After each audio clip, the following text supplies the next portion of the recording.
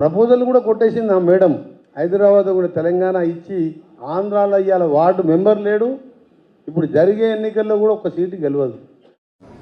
అవునండి, వాళ్ళే అధికారంలో ఉండాలి, వాళ్ళే గొడ్డలి తీసుకొని అందరినీ వాళ్ళకి అగెయిన్స్ట్ గా ఉన్న వాళ్ళందరినీ నరికేయాలి, వాళ్ళే సింగిల్ ప్లేయర్ గా ఉండాలి. ఇదేనా భారతి గారి స్ట్రాటజీ? ఇదేనా? అంతే కదా, గొడ్డలితో మిగతా వాళ్ళందరినీ నరికేయండి, మీరే సింగిల్ ప్లేయర్ గా ఉంటారు. అప్పుడు ఈరోజు అవినాష్ రెడ్డి గారు ఊరు దాటిపోవడానికి ఇక ఓటమిని ఒప్పుకునే పరిస్థితికి వచ్చి పాస్పోర్ట్లు కూడా తయారు చేసుకుంటున్నారు. ఆయన ఊరి దాటిపోవడానికి ఎలా అయితే నేను తప్పించుకొని పోగలను, నేను ఓడిపోతే నా అరెస్ట్ ఖాయం అన్న పద్ధతిలో ఉంది వాళ్ళ పరిస్థితి. ఇప్పుడు నేను ఆంధ్ర రాష్ట్ర ప్రజలకు కాదు, కడప ప్రజలకు చెప్తున్నాను, అవినాష్ రెడ్డి గెలిస్తే నేరం గెలిచినట్టు, రాజశేఖర రెడ్డి బిడ్డ ఓడిపోతే నేరం గెలిచినట్టు.